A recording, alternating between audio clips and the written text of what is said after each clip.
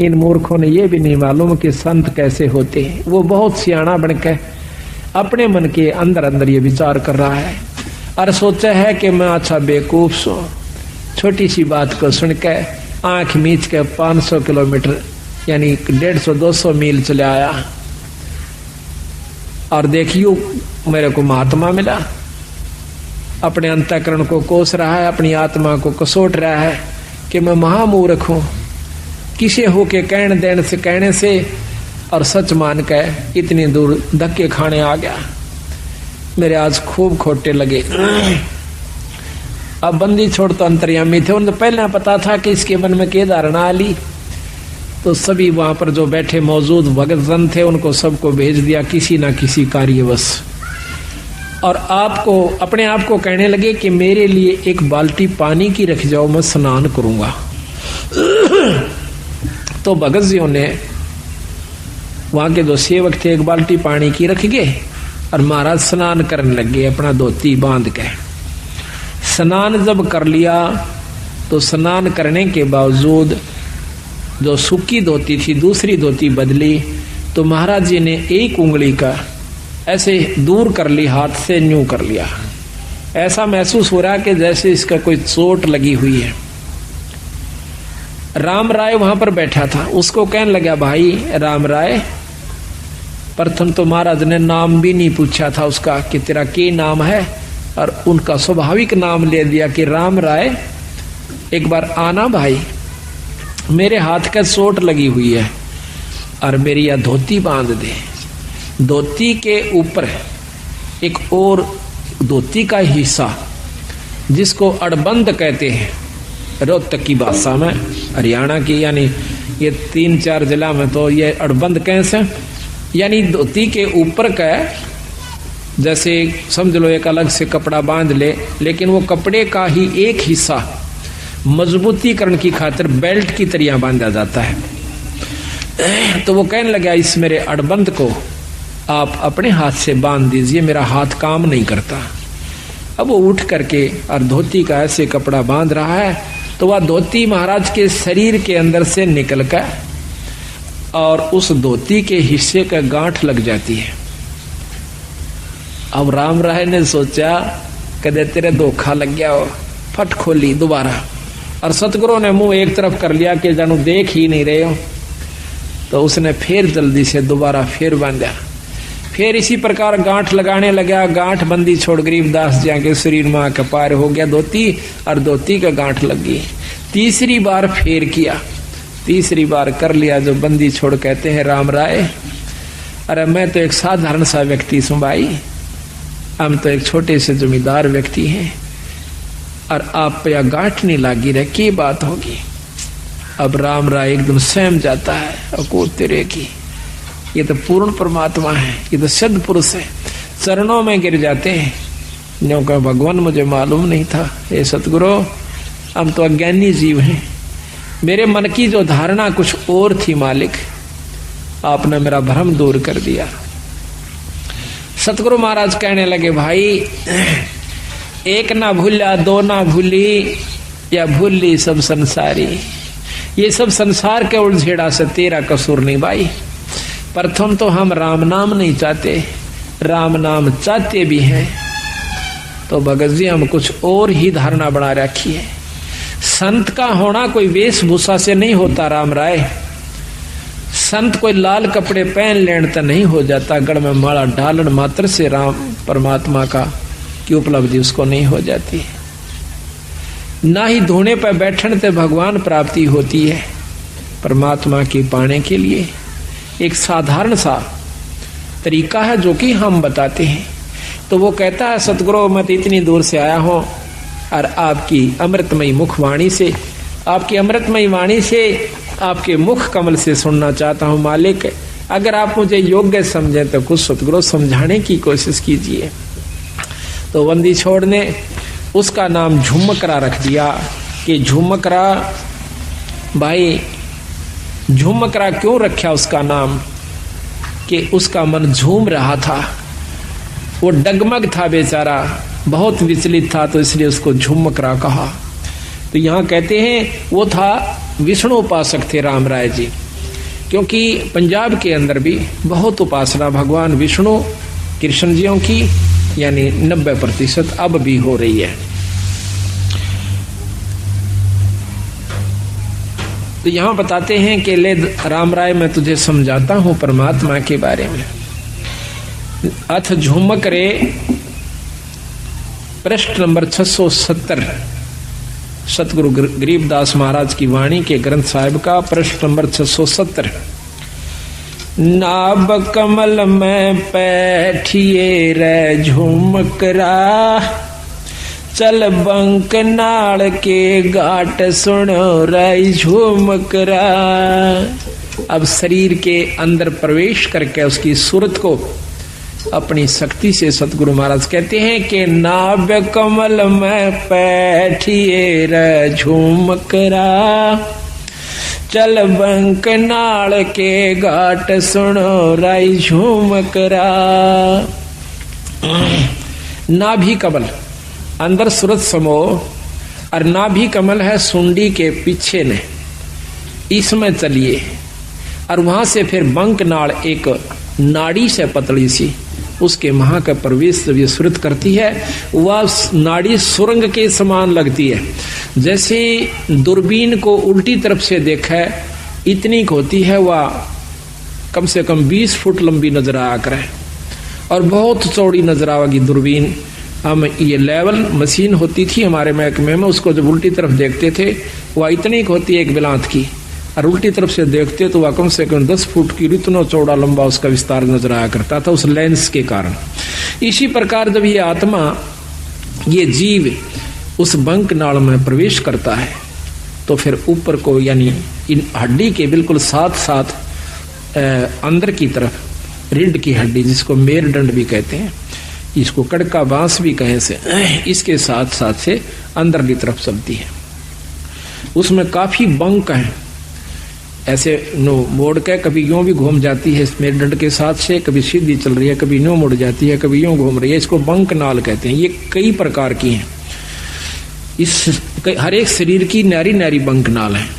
सूक्ष्म शरीर भी है, स्थूल शरीर की न्यारी है, सूक्ष्म शरीर की बंक नाल अलग है, कारण की अलग है। और फिर इस बंक नाल के पार जीवन जाना हो से। नाभि कमल में बैठिए रे झुमकरा, चल बंक नाल के घाट सुनो रे झुमकरा। इला पिंगला फेरिए रे झुमकरा, उतरो ओगट घाट सुनो रे झुमकरा। इला इला नाड़ी है बाई और पिंगला है दाई। इला पिंगला फेरिए एक प्राणायाम करना पड़ता है जिसमें पहले इला से सांस लीजिए, फिर पिंगला में छोड़ दीजिए, फिर उल्टा ही पिंगला से वापस लीजिए, वापस फिर इला से छोड़ दीजिए। एक प्राणायाम हो गया। इसको ज्यादा करने से वो सुषुम्ना का यानी तीसरी जो नाड़ी है जहां से जैसे ये सांस गया फिर दूसरा वापस है, इनके बीच में एक और सुराख से, यानी ये नाक दोनों तरफ से जैसे अपना यहाँ पर बंद है, ये आगे जाकर के थोड़ा सा अंदर में घुस जाता है। अंदर में घुस के इसके अंदर आर पार स्थान है, जैसे को पशु का नकेल गाल दे नाक फोड़ के और उसमें सुराख, ऐसे इसमें बीच में सुराख है एक बहुत बारीक, और उस सुराख में फिर एक और सुराख है जो ऊपर न चढ़ता है, वो सुषुम्ना द्वार है। तो वहां कहते हैं सुषुम्न स्वरत लगाइए रे झुमकरा, वो खोलो बजर कपाट सुनो रे झुमकरा। अंदर जो वस्तु है वो वहां से शुरू होगी, वो अंदर बजर कपाट से, और वो सतगुरु के नाम की कृपा से खुल सकते हैं। योगी लोग अपनी साधना से खोलते हैं, बहुत वर्ष बीत जाते हैं, और नाम की कृपा से सतगुरु की रजा से इस नाम का इतना प्रभाव होता है, अंतःकरण साफ होकर ये रोम रोम करनाने लग जाएगा। आत्मा समय समय पर रह रहकर ईश्वर को रोना शुरू कर देगी तो समझो आपका सब कुछ खुल गया, सुषमना भी खुल गई, ब्रह्मरंध्र भी खुला हुआ है। तो जब तक प्रेम जीव में नहीं आता तब तक मुक्ति का अधिकारी नहीं होता। जब सत्संग सुनकर उसकी आंखों में तो पानी नहीं पड़ रहा है या सुमरण करते हुए अंतःकरण में उसमें ठेस नहीं लग रही है तो भक्ति प्रवेश नहीं हो पाई है। कोशिश कीजिए और ज्यादा। नाम सुमरण आप कर रहे हो तो सुमरण अपने जगह जमा हो चुका है, आपका हो रहा है, लेकिन अभी कमजोरी फिर होगी। उसका एक और तरीका, फिर सेवा कीजिए। आप सेवा करके देखियो किसी धाम पर अपने बंदी छोड़ के पर अपनी सत्संग में हाथ से सेवा करके देखना, और हो सके तो बर्तन तक साफ कीजिए, हो सके तो जूते तक भी साफ कीजिए, फिर देखना आपका सब कुछ खुल जाएगा। पर ये काम नहीं हो, ये होगा जो बात बनेगी। हम एक बार दिल्ली गए हुए थे, अभी 5-6 महीने हुए, फोटोओं के सिलसिले में एक गुरुद्वारे में चले गए। हमने ये चंवर लेना था। उस गुरुद्वारे जब हम जाते हैं तो हमारे जूते निकलवाए कि जूते निकाल दो जी। जूते निकाल करके टोकन दे दिया और एक ने जूते लिए हाथ में।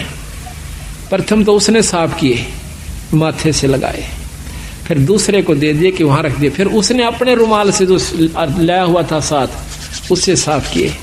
रुमाल को भी मत्थे से लगा और हमारे जूतों को भी मत्थे से लगा करके, और एक खोखा सा बना हुआ था जूतों का अलग से उसमें धर दिया। अब क्रिया तो वो कर रहे थे और शरीर में गुदगुदी मेरे हो रही थी कि बंदी छोड़े। ऐसा भाव जब हो जावे तो फिर बाकी कुछ नहीं रहता और सही नाम मिल जावे। तो इतना ये सब व्यवस्था बनाने के लिए इस सत्संग की आवश्यकता पड़ती है, ऐसे समागमों की आवश्यकता पड़ती है। अभी तक हमने क्या देखा है कि हम कभी सत्संग में जाते नहीं, जाते हैं तो सिर्फ एक मुश्किल से अपना फॉर्मेलिटी सी करके चले आते हैं। लाभ तो उसका भी है, ऐसा नहीं है, लेकिन वही बात आओ, जितना गुड़ गिरेगा उतना मीठा होगा। यही कारण से थोड़ा सा हिम्मत करो, क्योंकि सबसे बड़ा हमारा अभिमान अहंकार राक्षस है। जब हमने मत्था टेक दिया, जब हमने लंबी डंडौत ही कर दी, फिर कसर कौन सी राख ली? उसके बावजूद फिर अकड़ काहे की? जब सर्व सौंप दिया तो फिर अकड़ नहीं। इसको करके देखो कभी तो कितना आनंद आता है। आप सत्कर मान लियो, मुझे तो आप मतलब समय नहीं देते, मैं अब भी आपके जूते साफ कर दूं, ठाकर दर दूं, मुझे कोई न, ये एक मात्र भी ये नहीं है कि मैं बहुत बड़ी पर उस पर पहुंच चुका हूं ना। ये जीव जब तक इस सृष्टि में है वो कुछ भी नहीं है। यहां से निकल ले जब जानिए तो हमारे अंदर ये बात कभी भी घर नहीं कर दी कि मैं संत हो रहा हूं और मेरे सैकड़ों हजारों शिष्य हो गए, मैं बहुत बड़ा बन गया। कुछ भी नहीं हूं, जीव का जीव हूं। अगर ये यहाँ से छुटकारा नहीं हुआ, अगर आखिर में भी पैर उलझ गया तो भी ज्यों का त्यों है, चक्कर फिर लंबा चौड़ा से। महाराज की कहते हैं कबीर, मन के मते ना चालिए, इस मन का के विश्वास, और साधु जब लग डर कर, जब लग पिंजड़ सांस। जब तक तेरे शरीर में सांस है ना तब तक विरा रहना सावधान है। अड़ब बड़े बड़े बिगड़ गए। ऐसे ऐसे ऋषियों का प्रमाण मिलता है। पाराशर जैसे, श्रृंगी ऋषि जैसे, जो सारा दिन में एक बार वृक्ष की छाल का जीभ लगाया करती थी और उससे उनकी भोजन तृप्ति हो जाया करती थी। ऐसी साधना उन्होंने एक खेचरी मुद्रा से कर ली जाती है। अब कबीर गरीबदास जी ने में बताया कि देख भाइयों के रोला से एक खेचरी मुद्रा होती है, उसको जीभ अपनी उठाकर और वापस लगाई जाती है तालू के ऊपर। इसका अभ्यास कर लीजिए आप लगातार, आपके शरीर में एक अमृत श्रवण हो जाएगा, अमृत टपकना शुरू हो जाएगा। इस तालू के ऊपर या जीभ से ऊपर लटके से ना, इसके ऊपर एक अमृत सरोवर है, उसमें अमृत है, हमारे शरीर में पानी सा है। और जब इसको हम ऐसे जीभ को वापस मोड़ कर और उसको लगा लेते हैं तो वो अमृत हमारे शरीर में प्रवेश करना शुरू कर। उसमें एक सुराख सा बारीक सा, इतना बारीक है कि बाल हो से ना, बाल से भी कम है वो सुराख। और जब हम वापस जीभ मोड़ते हैं तो वो वहां से थोड़ा सा उसके ऊपर एक पत्ता रखा हुआ है, बहुत मामूली सा, यानी सुराख वो होगा तो उसका ढक्कन कितना का होगा ये भी हिसाब ला लो। तो वो थोड़ा सा उसका भी चौथा हिस्सा खिसकता है, उस बाढ़ से भी कमजोर स्थान पर दूरबीन भी मुश्किल से देख पाओ सुराख को, और फिर उसके ऊपर से वो थोड़ा सा खिसक जाता है ऐसा करने से, ये अभ्यास से, तो उसमें से वो थोड़ा सा अमृत आ जाता है, तो भूख प्यास खत्म हो जाती है। तो वो सारा दिन में एक बार कहते हैं ऐसे जीभ लगाया करता था। तो उसको जीभ लगाया करता था, तो एक राजा ने उसको, हाँ, उसने सोचा कि तेरे को बहुत बड़ी उपलब्धि होगी है। वो अयोध्या के एक थोड़ी सी बनी होती है जो गांव से बाहर, शहर से बाहर थोड़ा सा जंगल होता है, उसमें बैठ गया आकर। अब देखा, एक ने देखा, दो ने देखा, चार ने देखा, गांव में शहर में सुरसराट मच गया कि एक महान संत आया हुआ है, सारा दिन समाधि में रहता है, एक बार जुबान लगावे से वृक्ष के और कुछ नहीं खाता। आसपास के दर्शन करने की खातिर टोल के टोल जान लग गए, औरतें भी, बहन भी, माई भी सब दर्शन कर कहा, पर वो आंख कौन खोला है, न्यों बैठा रहा। बहुत सुंदर शरीर, नौजवान।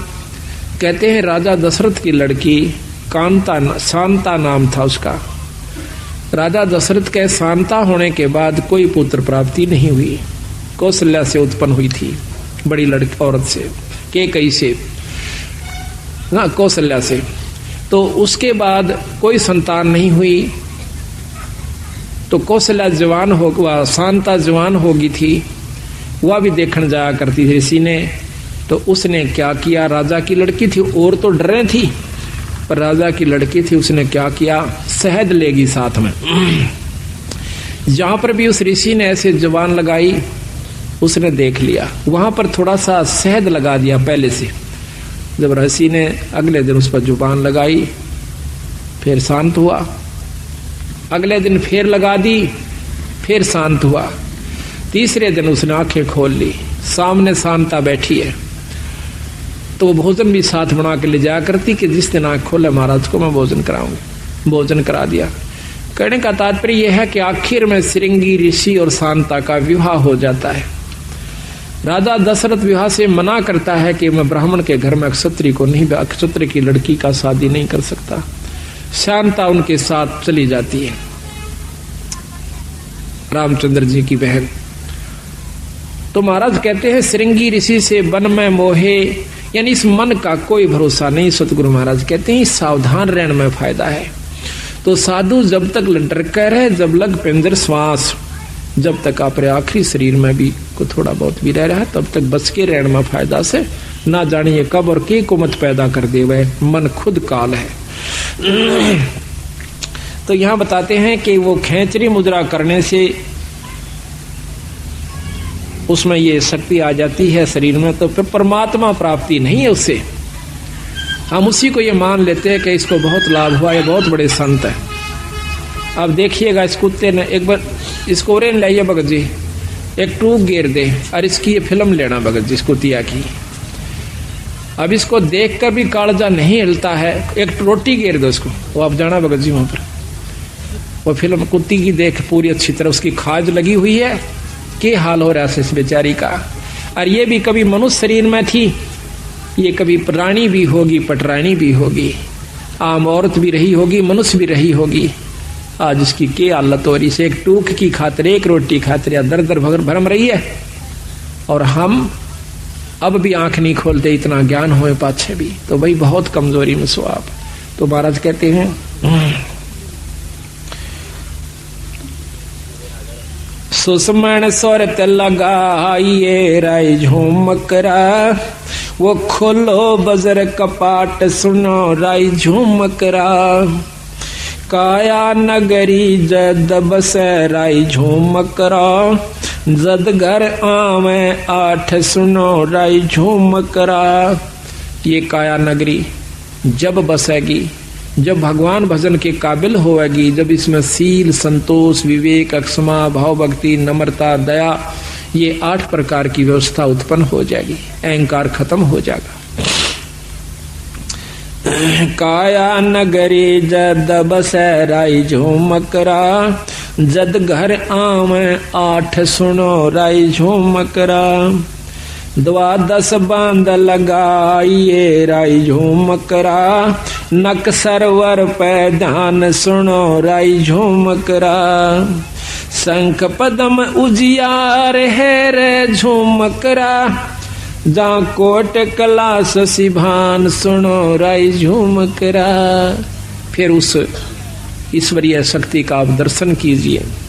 जहाँ दौना मरुआ फूल है राई झूमकरा, अक्षय वृक्ष स्थान सुनो राई झूमकरा, राय चमेली केवड़ा रे झूमकरा, सूरजमुखे शोभान सुनो राई झूमकरा, सुरत नरत 2 अंसणी रे झूमकरा, मान सरोवर नाम सुनो रे झूमकरा। के अंदर जब आप जाओगे, अंदर ईश्वरीय शक्ति की आपको झलक होना शुरू होगी। अब कोई तो शुरू में ही प्रकाश नजर आता है, कोई भी इष्ट है, कोई भी देव है, उसका प्रकाश होता है। योगी जन या साधक जन, भगत जन, एक बार थोड़ी सी ऊपर झलक हो जाती है किसी प्रकाश की, किसी इष्ट की, तो वो सोच लेता है कि मैंने बहुत कुछ प्राप्ति होगी।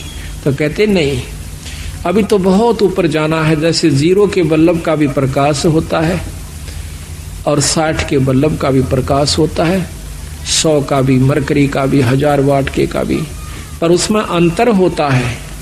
इसी प्रकार हर इष्ट में, हर परमात्मा में ब्रह्म, पारब्रह्म, पूर्ण ब्रह्म, इनमें सब मंत्र बताया सतगुरु महाराज ने कि जब तक आप पूर्ण ब्रह्म से नहीं आपका संपर्क होगा, वो भक्ति नहीं मिलेगी, तब तक आप मुक्त नहीं हो सकते। लेकिन अभी तक जो ये झलक दे रहे हैं, जो झुमकरा को, राम राय को ज्ञान था 3 लोक की भक्ति का, वही बता रहे हैं।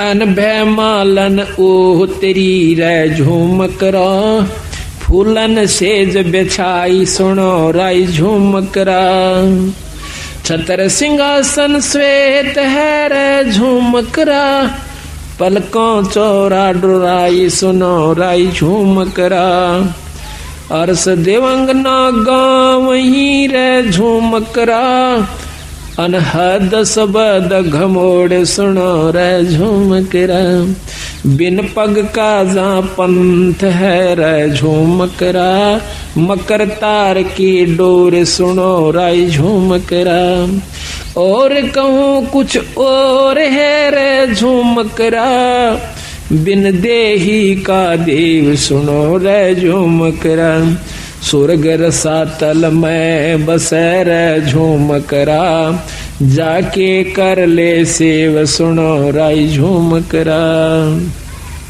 3 चरण चंता हमणी राई झूमकरा, गर्दन गरीब मरोर सुनो राई झूमकरा।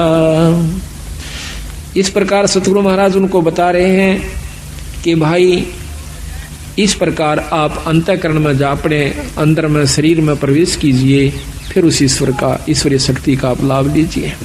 अगर जब तक आप ये लाभ नहीं पाओगे, तब तक ये ऊपर की बातें तय पूर्ण लाभ प्राप्ति नहीं होगा। केवल पाठ मात्र से भी लाभ नहीं है, केवल आपको दाम पर जाने से भी लाभ नहीं होगा, केवल सत्संग मात्र कराते रहने से ही लाभ नहीं होगा, जब तक आप अपने अंतःकरण में झांक कर नहीं देखोगे। लेकिन इन सारा के बिना ये काम नहीं हो सकता। ये कार्य सारे जरूरी हैं। खेत को पहले संवारा जावा से, उसको संवार करके फिर बीज बोया जाता है। बीज बोने के बाद भी उसकी बहुत संभाल करनी पड़ती है, जब जाकर के हम उसकी पूरी परिपक्व फसल ले सकते हैं। इसी प्रकार परमात्मा के नाम पर लगने पहले सत्संग की आवश्यकता होती है। नाम लेने के बावजूद सेवा, सत्संग और दान धर्म की पूरी आवश्यकता पड़ती है। साधुओं की सेवा, संतों की सेवा, सत्संग की सेवा, ये भी साथ चलेगी। जिस प्रकार खेत में बीज बोए पाछे उसमें खाद, पानी, रखवाली, सारी चीज की आवश्यकता पड़ती है। ठीक इसी प्रकार नाम ले लेने मात्र से कोई न सोचे कि ईब मैं अपने आराम से घर बैठ कर ही भक्ति कर सकती हूँ घर बैठ करके। पर आज के युग में इतना सुलभ नहीं है कि आप घर बैठ करके ही इन बुराइयों से बचे रह सकते हो। ये तो बार बार जैसे कितना ही सुथरा मकान हो और सारे के चिप्स ला रखी हो, उसको आप बंद कर दीजिए, एक हफ्ते के बाद खोलिए, उस पर दो सूत उस पर धूल जमी मिलेगी। जबकि खूब बंद कर दिए खिड़कियों को दरवाजों को, फिर भी उसके ऊपर डस्ट यानी धूल जमी पाओगी। मेज पर देखना कपड़ा मार के एक हफ्ते के बाद। इसी प्रकार अगर आप सत्संग में नहीं आओगे तो आपके अंतःकरण में इतना मैल जमा हो जाएगा और एक समय ऐसा होगा कि आपको सुमरण और सत्संग कड़वा लगने लग जाएगा। आज आपने प्यारा लगा पर उस समय ये आपको सुहावा नहीं गा। कई बार आप पाठ करना चाहते हो, नित्यनेम नहीं कर पाते। कई बार नाम पर लगाना चलते हो, मन को मन नहीं लगता, कहीं और उलझेड़े मुड़ जाता है। कोशिश करने से भी नहीं लगता, उस दिन आनंद नहीं आता आपको। कारण क्या है कि आपके अंतःकरण में कोई मैल आ गया, किसी कारण से भी, किसी की द्वेषता का, किसी प्रिय मित्र की और कोई अप्रिय घटना का कोई भी विक्षेप आ चुका है, जिसके कारण आपको वो प्रिय वस्तु आज फिर अप्रिय होगी।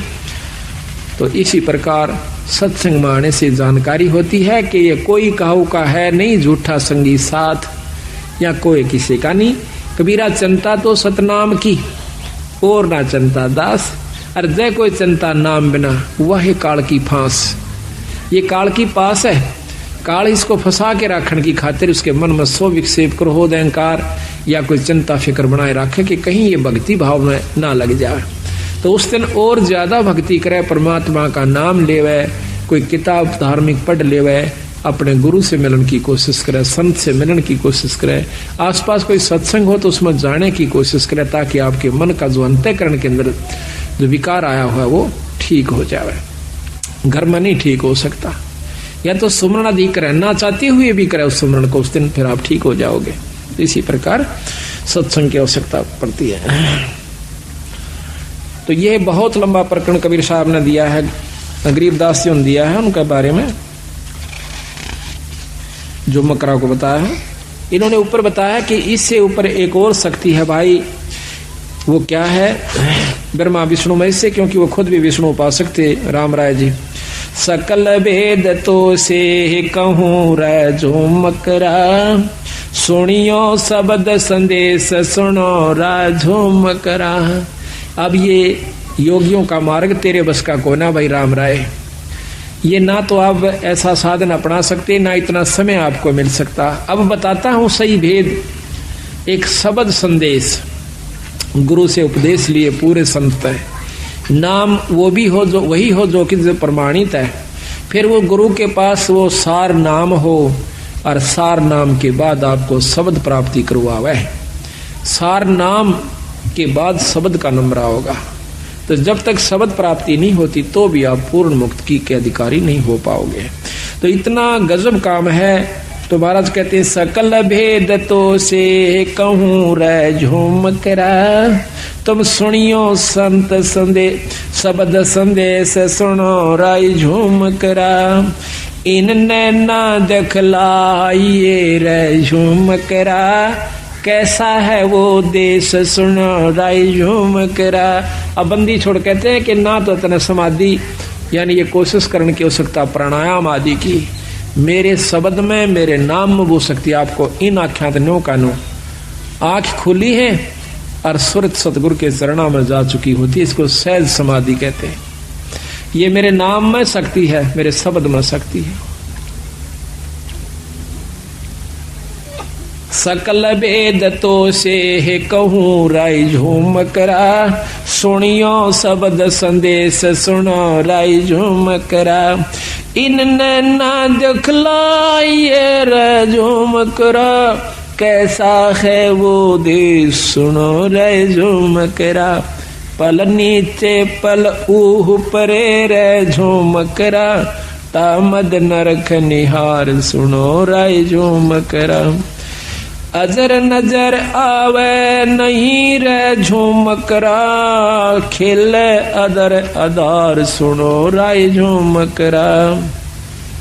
दैने बामे आंगणे रे झुमकरा, स्वर्ग रसातल बहन सुनो रे झुमकरा। तेरे कुटी छाजे बैठ कर झुमकरा, वो देखो राम रतन सुनो राय झुमकरा। तिरकुटी छाजे, उस तिरकुटी का अंदर पहुंच के और फिर उस राम रतन को देखो, ईश्वरीय शक्ति को देखो।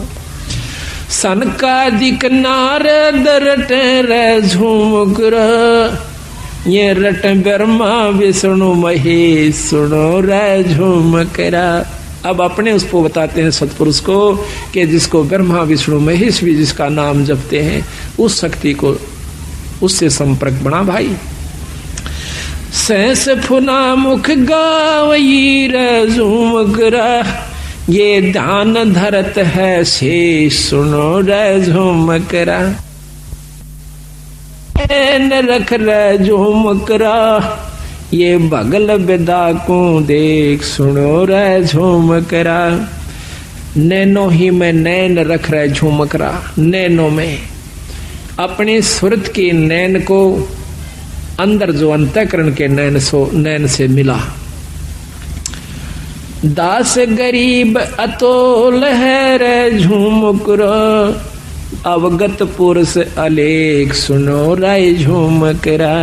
वो पूर्ण ब्रह्म परमात्मा सतपुरुष सतलोक के अंदर है और उससे आप संपर्क करो।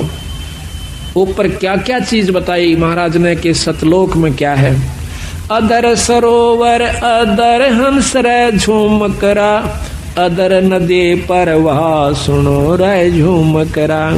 अदर नान स्नान है रे झुमकरा, अदर मछ मन राह सुनो राय झुमकरा।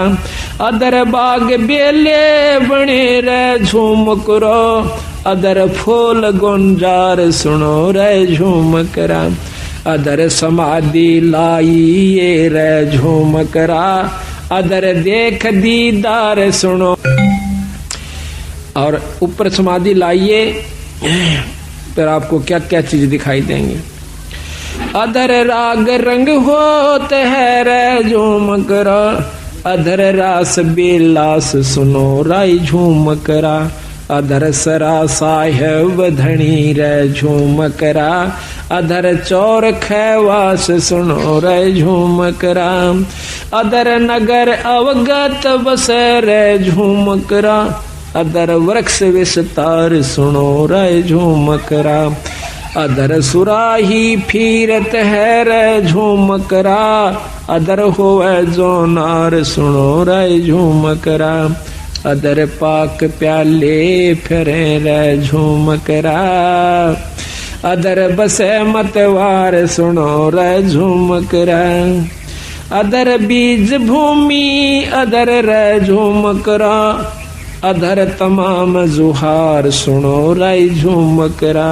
अदर गलीचे बेच रहे रे झुमकरा, अदर मुजरा हो सुनो राय झुमकरा।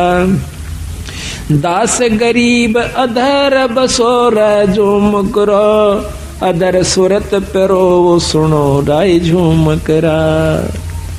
कहते हैं उस परमात्मा को ध्यान से देखिए और ऊपर सुरत पिरो जैसे सुई में धागा पोया करें।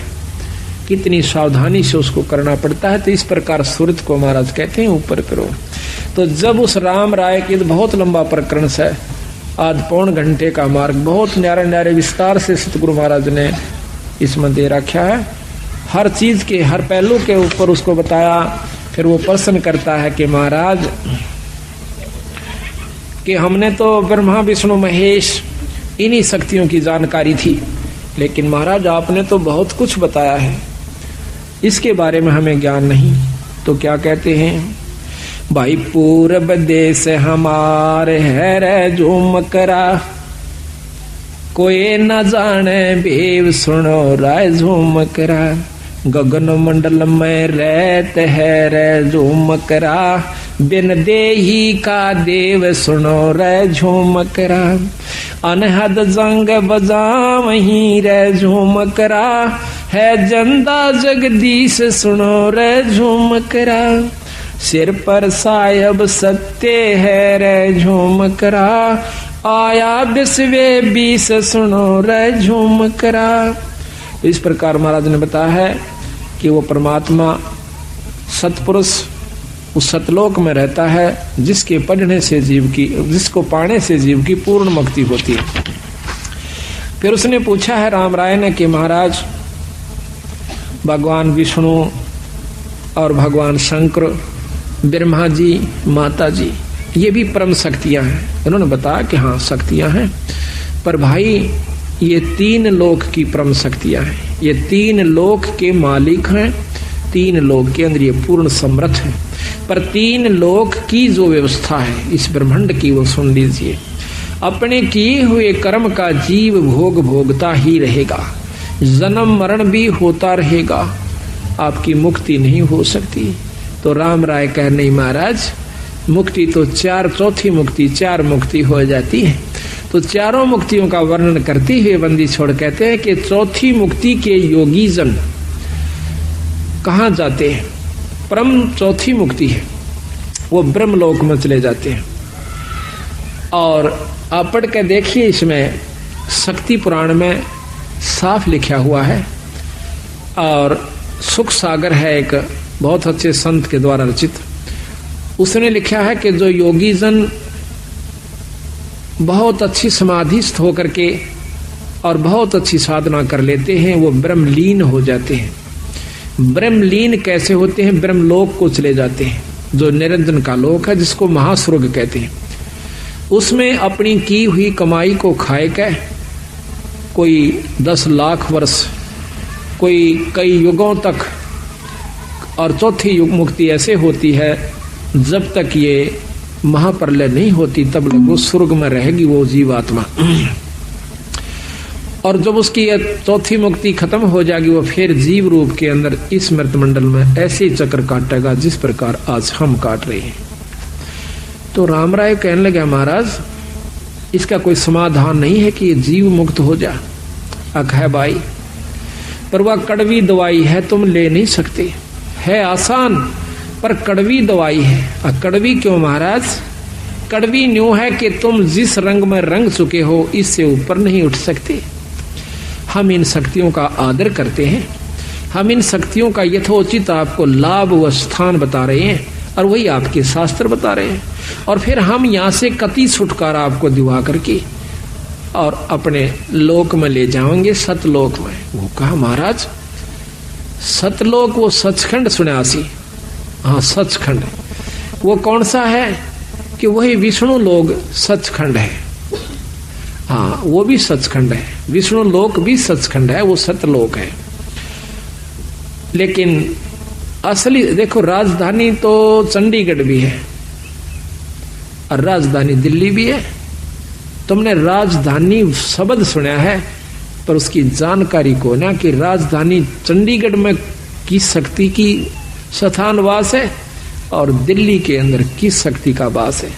यही मैं बताना चाहूँ सो आपने कि विष्णु लोक भी सतलोक है बीरा, पर सतलोक एक और भी है जिसके सबके ऊपर जिस शक्ति का पूर्ण रूप से वास है। क्या है वो? पूर्ण ब्रह्म परमात्मा, उसके ऊपर कोई शक्ति नहीं है। तो उसके बारे में एक शब्द आपको सुनाते हैं। निर्विकार निर्भय तो ही और सकल भय माने जी साधो और सकल भय मान। सब पे तेरी साहिबी, सब पे तेरी साहिबी, तुझ पर साहिब ना। निर्विकार निर्भय, निर्विकार निर्भय तू ही और सकल बैमान, ये जी साधो और सकल बैमान। सब पे तेरी साहबी, सब पे तेरी साहबी, तुझ पर साहब ना निर्विकार निर्भय। संध्या सुमरण आरती भजन भरोसे दास, ए जी साधो भजन भरोसे दास। मनसा वाचा कर्मणा, मनसा वाचा कर्मणा, जब लग घट में सांस, निर्विकार निर्भय, निर्विकार निर्भय तू ही और सकल बैमान। ये जी साधो और सकल बैमान। सब पे तेरी साहबी, सब पे तेरी, तुझे पर साहब ना निर्विकार निर्भय। सांस सांस में नाम जपो, व्यर्था सांस मत खो। ये जी साधो व्यर्था सांस मत खो। बेरा ना इस सांस का, बेरा ना इस सांस का, आवण ओक न हो। निर्विकार निर्भय, निर्विकार निर्भय तू ही और सकल बैमान। ए जी साधो और सकल बैमान। सब पे तेरी साहबी, सब पे तेरी साहबी, तुझ पर साहब ना निर्विकार निर्भय। सांसों की करो सुमरणी, करो अजप का जाप। ये जी साधो जपो अजप जाप। परम तत्व का ध्यान धरो, तुम परम तत्व का ध्यान धरो। वो सो हम आपो आप, निर्विकार निर्भय, निर्विकार निर्भय तू ही और सकल बैमान। ये जी साधो और सकल बैमान। सब पे तेरी साहिबी, सब पे तेरी साहिबी, पर तुझ पर साहिब ना निर्विकार निर्भय। सो हम पोरा पवन में बांधा मेरे सुमेर। हे जी साधो बांधा मेरे सुमेर। बरम गांठ हृदय परमत, बरम गांठ हृदय धरो, ब्रह्म गांठ हृदय धरो। इस विदमाला फिर निर्विकार निर्भय। माला है निज सांस की, फेरेंगे निज दास। ये जी साधो फेरेंगे निज दास। 84 बर में नहीं, 84 बर में नहीं, कटह कर्म की फांस। निर्विकार निर्भय, निर्विकार निर्भय तू ही और सकल बैमान। ये जी साधो और सकल बैमान। सब पर तेरी साहिबी, सब पर तेरी साहिबी, पर तुझ पर साहिब ना निर्विकार निर्भय। अंसा सतगुरु मोहे निवाजियो, दीजो अंबर बोदे, ए जी साधो दीजो अंबर बोदे, शीतल शब्द कबीर का, शीतल शब्द कबीर का, यू हंसा करे कैलोल, निर्विकार निर्भय।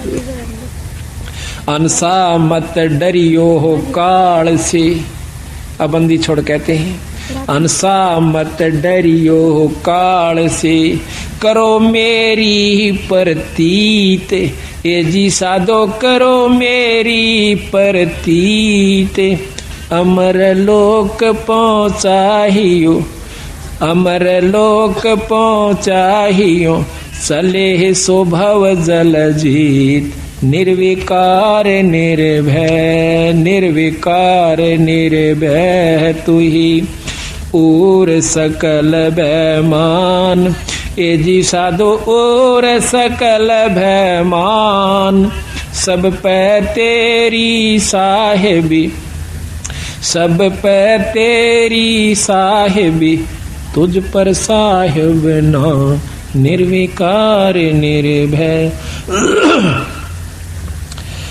भवजल में बहु काग हैं, कोए कोए हंस हमार, ए जी साधो कोए कोए हंस हमारे, कह कबीरा धर्मदास से, कह कबीरा धर्मदास से, उनका खेवा उतारूं पार, निर्विकार निर्भय, निर्विकार निर्भय है तू ही और सकल भयमान, हे जी साधो और सकल भयमान, शब पर तेरी साहिबी, शब पे तेरी साहिबी, पर तुझ पर साहिब ना, निर्विकार निर्भय। अविनाशी की आरती गावे सत कबीर, ए जी साधो गावे सत कबीर, कह कबीर सुर नर मुनि, कह कबीर सुर नर मुनि, कोई न लागे तीर, निर्विकार निर्भय, निर्विकार निर्भय तू ही और सकल भयमान, ए जी साधो और सकल भयमान, सब पे तेरी साहिबी, सब पे तेरी साहिबी, तुझ पर साहिब ना, निर्विकार निर्भय। अब देखो बंदी छोड़, इसमें सारा भेद देगी। धर्मदास जी विनती करते हैं कि परमात्मा अब मुझे ज्ञान हुआ मालिक कि तेरे ऊपर कोई शक्ति नहीं है। पहले वो राम कृष्ण के उपासक थे और वृंदावन के अंदर गए हुए थे। उसका एक बहुत बड़ा विवरण है, उसको हम कल लेवेंगे, बहुत ढंग से आपको समझाएंगे किस प्रकार उन्होंने भ्रम को तोड़ा और फिर कितनी लगन उस पूर्ण ब्रह्म लाग गई जब उसकी मुक्ति हुई। धर्मदास को बता, धर्मदास तेरे असंख्यों जन्म हो लिए भाई, ई बताएं तो मुक्ति तेरी को नैली से, और बेराना कितने बार तो सिद्ध पुरुष भी रह लिया, पर भाई जब तक हमारी शरण में आ जाएगा नहीं आएगा तब तक तुम पार नहीं हो सकते। अब इसमें साफ बता गए कि सांस सांस में नाम जपो और व्यर्था सांस मत खो, और ना जाने इस सांस का तेरा आमन हो कि ना हो। सांस का सुमरण है, सांस के सुमरण को देने वाला शायद ही कोई एकाध संत आपको मिलेगा। फिर सुमरण वो देता किस नाम का है, उस नाम से उपलब्धि क्या होती है, ये भी न्यारा वर्ण दे रखा है। फिर सार नाम की आवश्यकता पड़ती है, फिर सार शब्द उससे प्राप्ति करवाई जाएगी जब उस जीव का छुटकारा होगा यहाँ से। अरे हम माड़ी सी बात को लेकर के और अपने मन में नो सोच लेते हैं कि बहुत भक्ति कर ली, बतेरी बार सत्संग में जा चुके हैं, अब ज्यादा की आवश्यकता नहीं है, अपनी घर में भक्ति कर लेंगे। घर में जरूर करो पर सत्संग को मत चूको। साल में 6 महीने में 2 महीने में जब भी आपको मिल जाए तो अवश्य सत्संग में आइए और पूर्ण लाभ आपको प्राप्ति होगी। तो इसी प्रकार जब हमने पूर्ण ज्ञान होता है तब इस बात में की जानकारी होती। थोड़ा सा भ्रम विदूषण का अंग आपको सुनाएंगे सतगुरु का। अच्छा अभी थोड़ा सा पहले ये लेते हैं, करियो भाई हॉर्न रखना का।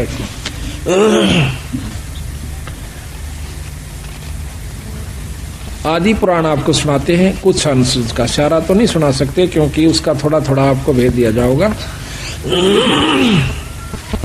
आदि पुराण से इस बात की पूर्ण रूप से जानकारी हो जाती है कि बंदी छोड़ कबीर गरीबदास जी पूर्ण परमात्मा थे। उन्होंने आज से लाखों वर्ष पहले की रामायण को लिख दिया। सतयुग के अंदर जो व्याख्या हुई है, जो जो संत हुए उनके पूरा प्रमाण उन्होंने हमें दिया। और गीता जी को लिखा, 18 पुराणों का समावेश अपने वाणी के अंदर कर दिया। और इस वाणी के पाठ मात्र से कितना लाभ हो जाता है इसका आपको पूर्ण लाभ हो ज्ञान होगा। बंदी छोड़ महाराज ने भगवान शिव जी की बहुत महत्व गाया हुआ है। अब महत्व गाने का तात्पर्य यह है कि जितना शंकर भगवान हमें लाभ दे सकते हैं उन्होंने इसमें वर्णन कर दिया कि आप ये काम कर सकते हो। जैसे नवाब राज्य के अंदर नवाब होता है, नवाब के बारे में भी पूरी जानकारी संविधान में लिख दी जाती है। जैसे मुख्यमंत्री के बारे में, आजकल मुख्यमंत्री हो गए तो मुख्यमंत्री के बारे में पूरी जानकारी दी जाती है। इतिहास अपने कानून के अंदर के इसमें कितनी शक्ति है, ये क्या कार्य कर सकता है और कितनी इसको पावर्स होती हैं। फिर इसके बाद प्रधानमंत्री की भी लिखी जाती हैं। इस प्रकार गरीबदास महाराज का ये ग्रंथ साहब परमात्मा का संविधान है। इसमें जिस इष्ट की जितनी शक्ति है वह खोल कर लिखी है और उसका लाभ बताया है और फिर उसकी हानि बताई है। तो यहाँ पर आपको आदि पुराण के अंदर बंदी छोड़ की वाणी का थोड़ा सा देंगे झलक।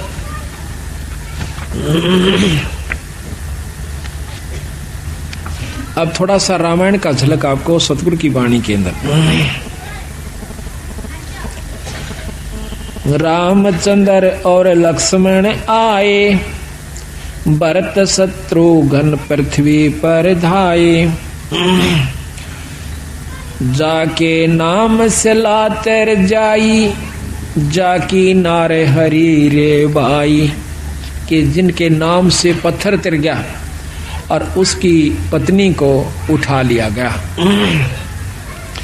जाक जिनके नाम से लातर जाई, जाकी नारे हरी रे बाई। जाके हनुमान अधिकारी, पवन पुत्र बलवंत बहुबारी। जाके अंगद और सुग्रीमा, साज चढ़े दल बादल खीमा। जाके जामवंत बलवंता, रिच और बंदर चढ़े अनंता। जाके नल और नील संगाती, सरवर बांध लिए बहु हाथी। जा दिन अंगद सला फेराई, रावण दूत सभी थे भाई। जिस दिन अंगद ने अपने पैर रख दिया उस दिन नौका है वो रावण के निरे दूत थे। शिला के ऊपर पत्थर पैर रख दिया कि मेरे पैर न घुमा दो, तुम ज्यादा योद्धा हो। तो कहते हैं कि रावण के वो सभी दूत वहां पर थे, उनसे अंगद का पैर नहीं हिला। एक दूत टरा नहीं टारा, रावण गर्भ किया सो हारा। अब गर्भ के ऊपर फेर ले आए सतगुरु कि रावण ने अभिमान कराया था अपने बेटे और पोतों का, एक से एक बलशाली भाइयों का और सर्व सोने की लंका का। तो कहते हैं उसने गर्भ किया सो हारा। एक दूत टरा नहीं टारा, रावण गर्भ किया सो हारा। जाक पौनी हनुमंत बंका, सो तो कूदा लंक बिलंका। जिन 9 लाख बाग उपारा, सो तो डारे दिया मझधारा। 9 लाख बाग को पाड़ के और जंग उसमें समुद्र में फेंक दिया सारे को। ये प्रकरण उस समय का है जब हनुमान जी भगवान राम की अंगूठी को, मुद्रिका को लेकर के और सीता की खोज में जाते हैं, तो वहां पर उन्होंने सुराख मिला कि रावण उठा ले गया है शायद, तो उसके अंदर कूद जाते हैं, समुद्र पार कर जाते हैं हनुमान जी। तो सीता एक वृक्ष के नीचे बहुत मायूस हुई बैठी थी। अब वो जाकर देखा कि माता तो यहां पर बैठी हुई है। उसने ऊपर से उसी वृक्ष पर छोटा सा रूप बनाकर हनुमान जी बैठ जाते हैं, ऊपर से मुद्रिका डाल देते हैं सीता माता की गोदी में, झोली में। एकदम उस मुद्रिका को देखकर सीता सहम जाती है कि पहले तो दुख पहाड़ से भारा था और ये दुख और भारी हो गया। ऊपर देखे एक बंदर बैठा हुआ। अब एकदम भयभीत हो जाती है, घबरा जाती है कि आज पहाड़ का दुख का पहाड़ टूट चुका है कि इस बंदर ने मेरे पति को खा लिया और यह अंगूठी इसका हाथ लागी, इसको लिए फिरा था, आज इसने मेरी झोली में घेर दी या मेरे ऊपर पड़ गई। हे विधाता, ये तेरा कैसा लेख है? यूं कह के पूछती है कि हे बंदर, तो ये अंगूठी लाया कहां से? एक बार जल्दी सी बता। अंतःकरण की बात को जान कर हनुमान जी नीचे आ जाता है ने बोला, माँ मैं भगवान राम का दूत हनुमान हूँ और मैं आपकी खोज के लिए आया हूँ, चिंता ना करें। हमें मालूम नहीं था कि किसने आपको उठाया है, आज हमें जानकारी होगी है और ईब में जाकर भगवान को बताऊंगा, आपको छुटवा ले जाएंगे। तो वो कहने लगा, माँ मैंने भूख लगी है, अगबाई नो करिए, कोई नीचे पड़ा हो ना कोई फल है उसने खा लिए, भाई तोड़ कर मत खाइए। देख मेरा कोई गुजारा नहीं से और ना मेरी यहाँ पर कुछ बूझ है, ना मैं तेरे अनपान करवा सकती भाई, मैं तो यहाँ मजबूर बैठी सू। तो जब उसने देखा कि देखो राक्षस ने हमारी माँ का क्या हाल कर रखा है, एकदम हनुमान जी का शरण उठी, कहते हैं सारे फल तोड़ गिरे, बगा दिए तोड़ तोड़ कर, खाए इतने खाए बाकी फेंक दिए। कहते हैं रावण के जो बाग के रखवाले थे वह के हनुमान जी को मारने लगे, बांदर समझ के जुनसे का पूछ मारा, वो 3 चक्कर काटर गोली होले। सारे भाग भाग के अब रावण के पास आते हैं, वहां से फिर एक लंबा विस्तार से उसको भेज देते हैं। अंगद उसके रावण का पुत्र था जो मेघनाथ था, उससे फिर उस पर उसके फांस में आ जाते हैं, सिर्फ अपनी लीला दिखाने की खातिर। फिर उसको रावण के दरबार में ले जाते हैं, वहाँ भी काफ़ी लंबा प्रकरण है। आखिर में वहाँ भी उनको सब काबू नहीं आते हैं, उनकी पूंछ का जो है आग लगा दी जाती है, सारी लंका को जला करके, और फिर आखिर में कूद कर और फिर माँ सीता के पास आते हैं अपनी पूंछ बुझा कर।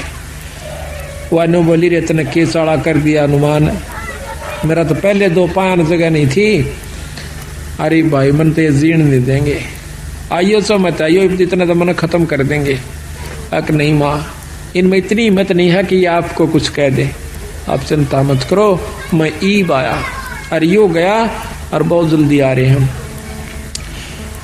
तो वहां पर जब हनुमान जी वापस आते हैं तो रामचंद्र जी एक तरफ ले जाते हैं एकांत में हनुमान जी को। हनुमान जी ने कहा महाराज सीता माँ का पता लग गया, एक तरफ ले जाते हैं। अब रामचंद्र जी अपनी सूझबूझ का काम लेते हैं, पहले हनुमान से ये पूछ लूं कि कहीं वो रावण की तो नहीं हो चुकी है। अगर वो रावण की हो चुकी है फिर हम नहीं छुटवाएंगे, फिर क्यों खाम खा दुनिया के लाल मरवाए, क्यों फौज खत्म करी। अगर वो उसकी हो चुकी है तो हम नहीं लावांगे। तो एकांत में जाकर ने पूछा है, हनुमान जी आपने सीता के दर्शन किए महाराज? किए। हनुमान रामचंद्र जी पूछते, हनुमान जी कैसे वस्त्र पाए थे और आपको खाने के लिए राज दरबार में लेके गई थी, क्या वही मंगाया था? रावण के सेज पर वह जाती है कि नहीं जाती है? कैसा हार श्रृंगार कर रखा था? तो हनुमान जी कहते हैं भगवान, अब उसका थोड़ा सा वर्णन आपको सुनाते हैं। यानी एक एक बात इतनी मार्मिक ढंग से गरीबदास ने लिख रखी, शायद तुलसी शायद भी नहीं लिख पाए होंगे।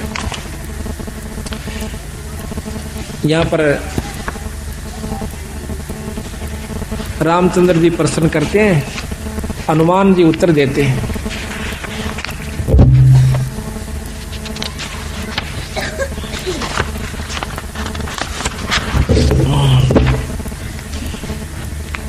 अब रामचंद्र जी कहते हैं, अरे बंसर क्या खबरा लाए, अरे बंसर क्या खबरा कपिलाए, कौ सीता की बात व्यथा सब, तने क्या क्या भोजन पाए। रामचंद्र जी पूछे हैं कि बताओ आपने क्या क्या भोजन खाया। यानी सीआईडी रूप से पूछते हैं कि इसके मुंह तक कुछ तो बात निकलेगी, कहाँ जिमण गया था। अरे बंसर क्या खबरा कपिलाए, कौ सीता की बात व्यथा सब, वे क्या क्या भोजन पाए। कैसी प्रीत करी तुम सेती, व्यंजन कहाँ जमाए, कहाँ जमाए, के खुआया तेरे ताई। और कहो हनुमंत संत जन मेरे, तुम भूखे रहे ध्याए। कैसा बदन विनोद सती का, बुझत हूं मन लाए। देखे मैं सत बाबू जो कह दे तू और कि मैं कह दे।